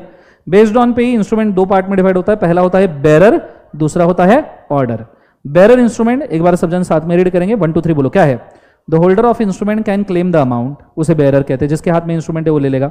दूसरा, ही कैन और cannot have the good title, उसके पास टाइटल हो भी सकता है, ओनरशिप हो भी सकता है, नहीं भी हो सकता है, चोरी का भी इंस्ट्रूमेंट हो सकता है। नीचे कैन बी क्रिएटेड, कितने तरीके से बेरर इंस्ट्रूमेंट बनता है? तो 4 तरीके। नेम ऑफ द पेई ब्लैंक रख दो कि आई प्रॉमिस टू पे ब्लैंक ₹1 लाख आफ्टर 3 months, फिर ब्लैंक इंस्ट्रूमेंट मैंने आपको दे दिया, अब उसमें जो भी खुद का नाम लिखेगा बेरर हो गया ना। दूसरा, यूज द वर्ड पे टू बेरर, या फिर ऐसा लिख दो आई प्रॉमिस टू पे, ठीक है, mister Jagannath or to the bearer. Is it very clear? तो बेरर हो गया। तीसरा, कीप द एंडोर्समेंट ब्लैंक। अब एंडोर्समेंट शीट मैंने आपको बताया था कि एंडोर्समेंट शीट में जो एंडोर्सर है वो साइन कर देगा, नाम एंडोर्सी का ब्लैंक रखेगा, बोलो हाँ है ना, तो भी। और चौथा, निगोशिएटेड बाय मियर डिलीवरी, अगर इंस्ट्रूमेंट आपने किसी को सिर्फ डिलीवरी से ट्रांसफर किया और बोला है किसी को भी दे सकते तो भी वो बेरर माना जाएगा। चारों के चारों लिखे, बोलो हाँ है ना। चलो नेक्स्ट वाला अगला, ऑर्डर इंस्ट्रूमेंट। ऑर्डर मतलब the holder is the rightful owner, जो होल्डर है वो राइटफुल ओनर है इंस्ट्रूमेंट का। He have a good title, उसके पास इंस्ट्रूमेंट का प्रॉपर टाइटल है। It can be created by written name of the person, किसी पर्सन का अगर आपने राइटिंग में नेम लिखा है तो उसके टाइटल से क्रिएट होगा। यूज द वर्ड और टू हिज ऑर्डर, अगर आपको ऑर्डर इंस्ट्रूमेंट करना है, मतलब किसी को स्पेसिफिकली पे करना है तो और टू हिज ऑर्डर, और टू बेरर नहीं लिखना, और टू हिज ऑर्डर लिखना। सबसे आखिरी, the name of the endorsee is written on the instrument, तो आपको इंस्ट्रूमेंट ऑर्डर इंस्ट्रूमेंट बनाते आएगा। Is it very clear? ये थोड़े से क्लिष्ट कंसेप्ट है दोनों, डिटेल लेक्चर में देखोगे तो बेटर रहेगा। बैकअप अगर आपके अवेलेबल है उसमें देख के, हाँ किसी को याद है तो कोई दिक्कत ही नहीं है, नहीं याद है तो इसको देखना पड़ेगा, ठीक है। और एंडोर्समेंट जो मैंने बीच में यूज किया, अब एंडोर्समेंट तुम्हारे सिलेबस में नहीं है, मैंने हालांकि आपको पूरा एंडोर्समेंट ड्रॉ करके दिया था, बोलो हाँ है ना। एंडोर्समेंट शीट कैसा दिखता है वो भी मैंने ड्रॉ करके दिया था, याद है ये एग्जांपल, ठीक है, मैंने साइन करके ड्रॉ करके दिया था कि एंडोर्समेंट शीट कैसा दिखता है, ठीक है, कि मैंने इसको ट्रांसफर किया, इसने उसको ट्रांसफर किया, तो हर एक का नाम और सिग्नेचर आता है। बोलो, इसके लिए भी आपको थोड़ा सा बैकअप देखना पड़ेगा, ठीक है, या फिर फास्ट ट्रैक लेक्चर्स में जाओ, वहां पे मैंने मेंशन किया हुआ है, ठीक है। दूसरा इंस्ट्रूमेंट का क्लासिफिकेशन होता है बेस्ड ऑन टेरिटोरी, एक होता है इंडियन इंस्ट्रूमेंट, एक होता है कौन सा, फॉरेन। जैसे हम इनलैंड इंस्ट्रूमेंट और फॉरेन इंस्ट्रूमेंट कहते हैं, उसके लिए हमने पूरा एनालिसिस किया था। अब पूरा एनालिसिस का तो समय है नहीं, पर मैं उसका सार बोल दूं, सार, क्रक्स। अगर इंस्ट्रूमेंट इंडिया में बनाए, देखो पहले 4 केसेस, इंस्ट्रूमेंट ड्रॉन और मेड इन इंडिया, तो इनलैंड है, ठीक है, भले ही फिर पर्सन पेबल किधर भी हो, इंडिया में बना है, इंडिया का स्टैंप लगा है, तो वो इनलैंड इंस्ट्रूमेंट है। लेकिन इंस्ट्रूमेंट फॉरेन में बना है, फॉरेन का स्टैंप लगा है, पेई वेई किधर का भी हो कोई फर्क नहीं पड़ता, वो इंस्ट्रूमेंट कौन सा है, फॉरेन, बस इतना दिमाग में रखो। बाकी फिर पेई वेई की तरफ जाने की जरूरत ही नहीं, मैंने उसमें एक्चुअली पूरे परम्यूटेशंस करके रखे हैं कि कैसे इसको समझना चाहिए, हालांकि समझाया भी है, पर उसका मैकेनिकल क्रक्स मैं आपको दे रहा हूं क्योंकि इतना समय अपने पास नहीं है, ठीक है। तो इंडिया में बना है इनलैंड, फॉरेन में बना है फॉरेन, ये आपका टेबल आपके पास में ड्रॉ किया होगा। हालांकि उस वक्त हमने हर एक केस इसमें से 8 के 8 केसेस डिस्कस किए थे। Is it very clear? Simple, India का स्टैंप लगा है इंडियन, फॉरेन का स्टैंप लगा है फॉरेन, ठीक है। किसी को चाहिए तो इसका फोटो खींच के रखिए, इसमें इनलैंड और फॉरेन इंस्ट्रूमेंट का एनालिसिस पूरा है। किस लिए सबने बोलो हाँ है ना, एवरीबॉडी यस और नो। चलो नेक्स्ट वन, अगला। ये होने के बाद लास्ट वाला टाइप आता है, that is ambitious and inchoate, sorry ambiguous and inchoate instrument. Now ambiguous और इनकोट इंस्ट्रूमेंट के लिए मैंने आपको ब्रीफ दिया था, पहले समझा दूं, बाद में आपने इसको रीड करना चाहिए। एम्बिगियस इंस्ट्रूमेंट मतलब ऐसा इंस्ट्रूमेंट जो वेग है, बोलो हाँ है ना। अरे याद है क्या, किधर गया वो, हाँ, एम्बिगियस इंस्ट्रूमेंट, ऐसा इंस्ट्रूमेंट जो वेग है, जिसके अंदर आपने टर्म्स एंड कंडीशन या जिस तरीके से इंस्ट्रूमेंट बनाया वो इंस्ट्रूमेंट ही वेग है, लीगली वैलिड नहीं हो सकता, इज एम्बिगियस। इनकोट इंस्ट्रूमेंट मतलब इंस्ट्रूमेंट पूरा है, पर उसके ऊपर जो स्टैंप लगाया है ना, स्टैंप, वो स्टैंप इंस्ट्रूमेंट का वैल्यू कवर नहीं कर रहा। फॉर एग्जाम्पल, नॉर्मली ऐसा कहा जाता है जितने का इंस्ट्रूमेंट होता है उसके 6% का स्टैंप लगना चाहिए। तो अगर आप 10 लाख का इंस्ट्रूमेंट दे रहे हो किसी को, तो 6% 60,000 का स्टैंप लगना चाहिए। अब अगर आपने 60,000 का स्टैंप नहीं लगाया है तो 10 लाख के इंस्ट्रूमेंट के पेमेंट नहीं हो सकते। Is it very clear? बोलो हाँ है ना। तो अगर आपने स्टैंप लगाया है तो उस इंस्ट्रूमेंट को कंप्लीट बोला जाएगा। इनकम्प्लीट स्टैंप लगाया तो उसे इनकोट इंस्ट्रूमेंट कहा जाएगा। कौन सा इंस्ट्रूमेंट? इनकोट। ये instrument most powerful person of negotiable instrument act holder in due course भी क्लेम नहीं कर सकता। हालांकि मैंने आपको होल्डर इन ड्यू कोर्स का मीनिंग भी बताया था। जो बंदा गुड फेथ में अगेंस्ट कंसिडरेशन इंस्ट्रूमेंट होल्ड कर रहा है वो बंदे को हम होल्डर इन ड्यू कोर्स कहते हैं। बोलो हाँ या ना। और ये बंदा भी इनकोट इंस्ट्रूमेंट को कंप्लीट नहीं करेगा। फॉर एग्जाम्पल, मैंने आपको इंस्ट्रूमेंट दिया स्टैंप लगा के, और वो स्टैंप वैल्यू कवर कर रहा है 5 लाख का। वो आप स्टैंप कितने का वैल्यू कवर कर रहा है? 5 लाख। ये इंस्ट्रूमेंट आपने आगे एंडोर्स किया, पर इंस्ट्रूमेंट के ऊपर लिख के दिया 7 लाख। मैंने ब्लैंक रखा था, 5 लाख का स्टैंप लगाया था, आपने आगे लिख के दिया 7 लाख। तो जिसके पास इंस्ट्रूमेंट गया ना, वो मैक्सिमम 5 लाख ही क्लेम करेगा। जिसके पास इंस्ट्रूमेंट गया वो मैक्सिमम कितना क्लेम करेगा? 5 लाख, बिकॉज वो स्टैम्प से कवर्ड है। इसे इनकोट इंस्ट्रूमेंट कहते हैं। ठीक है। अब एम्बिग्यूअस और इनकोट के ऊपर मैंने नोट लिखवा के दिया है, मैं रिक्वेस्ट करना चाहूंगा एक बार उसको डिटेल में रीड करो, क्योंकि वो काम का है। गो फॉर इट फास्ट।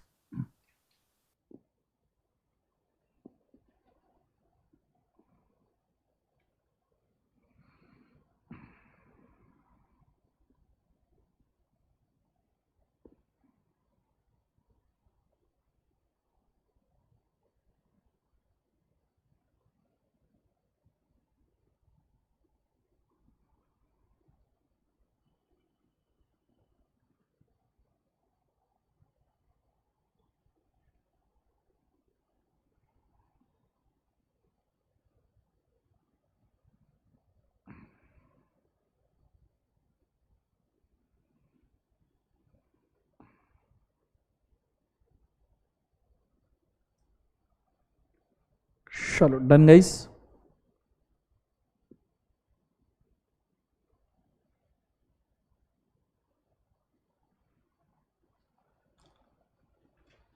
बच्चों हो गया सबका? बोलो हाँ, रीड किया क्या? चलो डन। सो यहाँ एम्बिग्यूअस और इनकोट इंस्ट्रूमेंट दोनों होता है केवल एक बार उसे कंप्लीट। ऐसा वाला केस है ये। Okay done.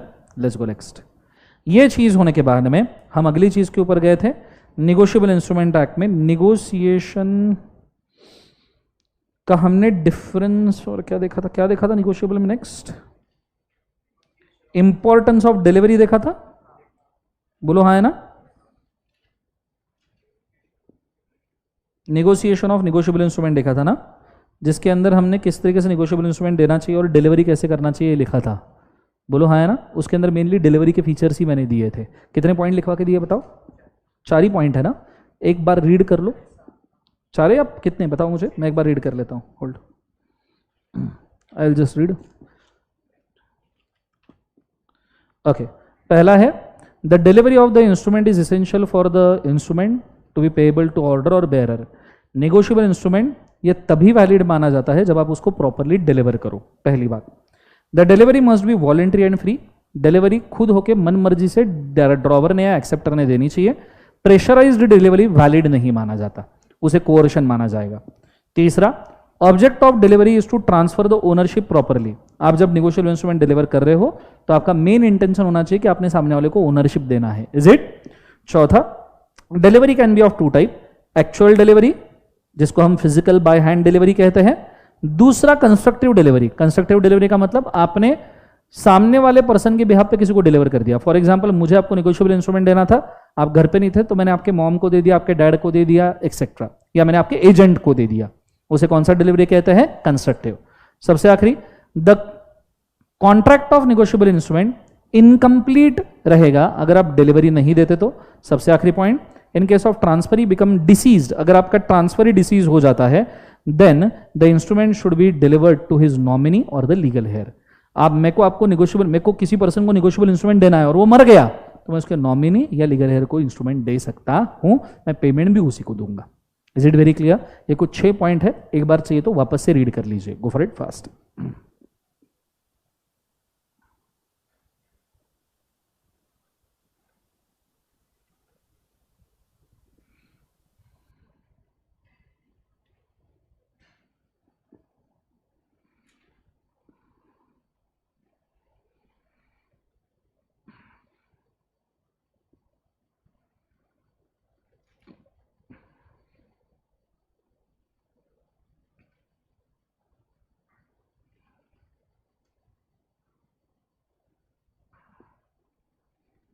शरडन,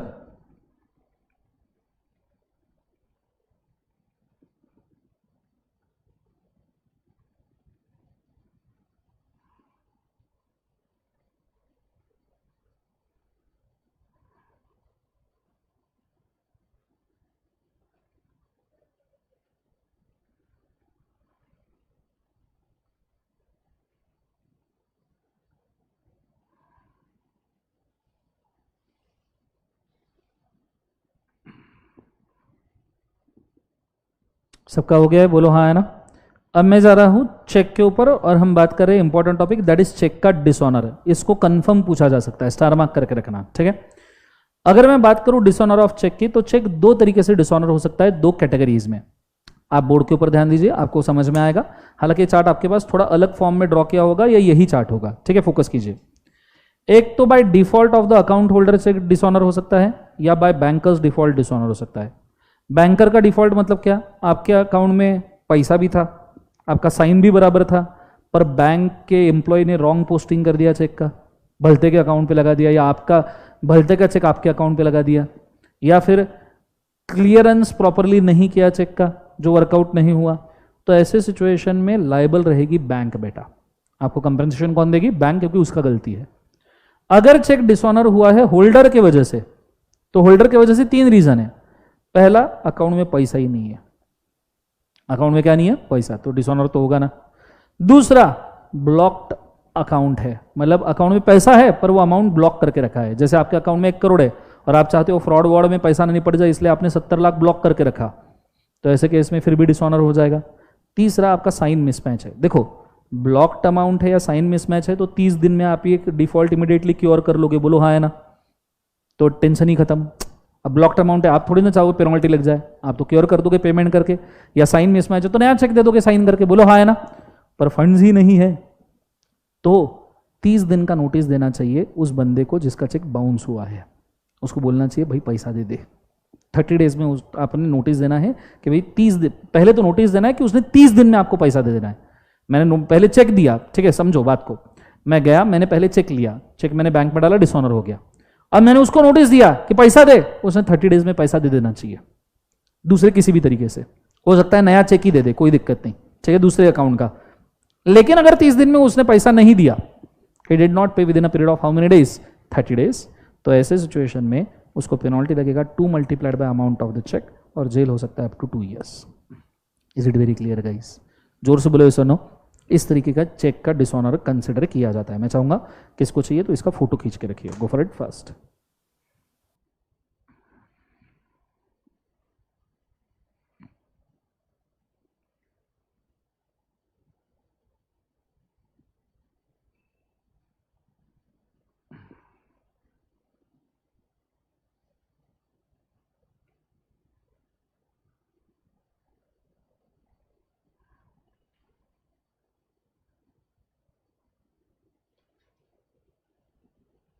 इसलिए सबने बोलो हाँ है ना। और फिर डिसऑनर ऑफ चेक के मैंने आपको पॉइंट लिखवा के दिए होंगे, बोलो हाँ है ना, कि चेक डिसऑनर होने पे क्या क्या करना चाहिए। इज इट यस और नो? ओके, एक बार वो पॉइंट रीड करके, मैं रीड करता हूँ, मुझे बुक दीजिए, just I will read the same. Okay, मैं एक बार सबके लिए रीड कर रहा हूँ जो मैंने लिखवा के दिया है। Let's go. So dishonour of cheque में पहला, if the cheque is drawn by person on account of maintenance, sorry on account maintain with in a banker for the payment of a debt is return by banker due to following reason will be deemed to be dishonour. पहला, insufficiency of fund. दूसरा, amount of the check exceeds the actual amount authorized. In case of the dishonor, the aggrieved person can claim the following two consequences: imprisonment up to 2 years and fine which may extend to twice the amount of check. Is it very clear? नीचे, the above consequences will not be applicable if the check is presented after the validity period. For example, check 3 महीने के लिए valid होता है, बोलो हाँ है ना, उसके बाद आपने रखा तो पेमेंट नहीं होगा और वो डिसऑनर नहीं माना जाएगा, हाँ है ना। दूसरा, the notice for the demand has been given after the notice 30 days is given for the purpose of payment. Is it very clear? 30 दिन आपने पेमेंट के लिए दिया है। In case if drawer fails to make a payment within a period of 30 days, then in such a situation the person aggrieved party can sue him for the damages twice the amount और 2 साल तक की jail, बोलो हाँ है ना। In case of check is issued as a gift or donation or to discharge any moral obligation or illegal consideration, the consequence mentioned above can not be claimed. अगर आपने इलीगल चीज के लिए चेक दिया है या डोनेशन के लिए चेक दिया है, तो आपने डोनेशन के लिए चेक दिया, सामने वाले पार्टी ने तुम्हारे ऊपर ही केस कर दिया कि चेक बाउंस हो गया, डबल डोनेशन दो, अब वैलिड रहेगा क्या? बोले एक बार नहीं. When the check is dishonored, it shall be presented that the holder of the check has received the check as against the same dues as a liability is called, that is rebutable presumption, which means the holder is assumed to have the good and right to claim the amount against dues. मतलब check अगर bounce होने पे वही बंदा claim कर सकता है जिसके पास गुड फेथ है और उस जिसका चेक के ऊपर हक है, जो उस चेक का ओनर है, बदले में उसने कुछ कंसिडरेशन दिया है. Is it very, this is rebuttable presumption कहा जाता है, मतलब इसका ओनरशिप कोई और नहीं ले सकता. ठीक है. और फिर उसके बाद में आखिरी point, here the drawer can not put the defence that did not believed that cheque will get dishonour. यहां ड्रॉवर ये नहीं बोल सकता, चेक होल्डर, अकाउंट होल्डर ये नहीं बोल सकता अगर यार वेरी सॉरी मेरे को नहीं लगा था बाउंस हो जाएगा वगैरह करके. ठीक है. सिंपल सी बात है, बाउंस हुआ है, नोटिस दिया 30 दिन. देखो दो चीजें, पहले बाउंस होना चाहिए, दूसरा 30 दिन में पेमेंट का नोटिस देना चाहिए, फिर तीसरा कॉन्ट्रावेंशन कॉन्सिक्वेंस लगेगा. Is it very clear? मैं चाहूंगा 1 मिनट लीजिए, वापस से पूरा चेक का सिचुएशन पढ़ लीजिए, ये बहुत इंपॉर्टेंट है, एग्जाम में पूछा जा सकता है.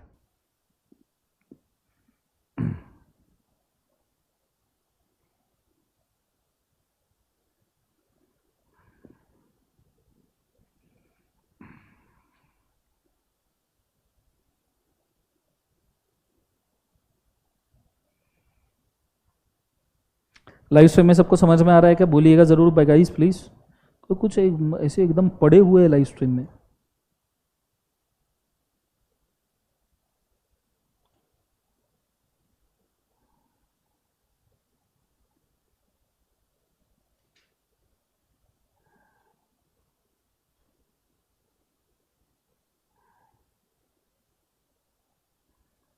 लाइव स्ट्रीम में समझ में आया? बोलिएगा प्लीज.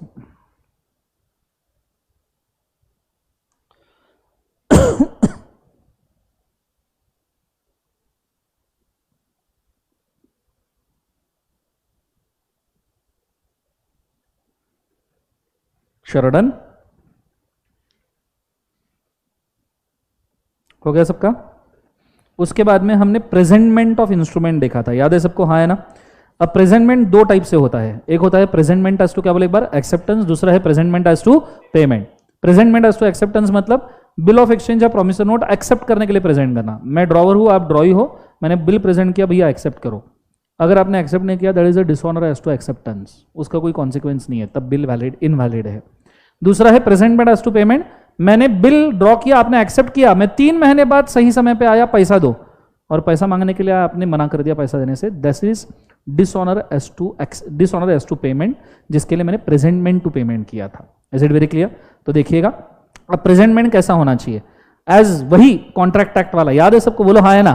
प्रेजेंटमेंट का क्या होना चाहिए? टाइम, प्लेस और day as per mutual agreement, नहीं तो एज पर कस्टम, नहीं है तो business place, business day, business hour, business time. बोलो हाँ या ना. बिजनेस प्लेस नहीं है तो घर पे प्रेजेंट करो, पर business hour, business time, business day confirm रहेगा. Is it very clear? जोर से बोलो यस और no. Next one, presentment of instrument के बाद में कुछ बचा है क्या? रूल्स ऑफ कंपेंसेशन बचा है. बोलो हाँ है ना. मैं एक बार रिक्वेस्ट करूंगा, प्रेजेंटमेंट ऑफ इंस्ट्रूमेंट और रूल्स ऑफ कंपेंसेशन दोनों रीड कर लो, तो आपका निगोशिएबल इंस्ट्रूमेंट भी कंप्लीट हो जाएगा.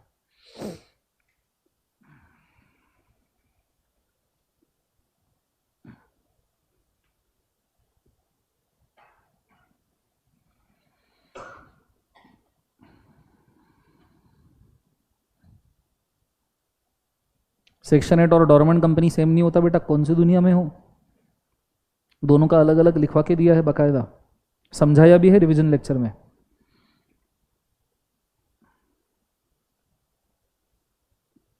पढ़ रहे हो क्या? 1 मिनट होल्ड.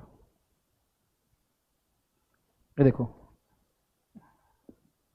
यहां से करना, एटलीस्ट हेडिंग हेडिंग पढ़ लो, समझ में आएगा.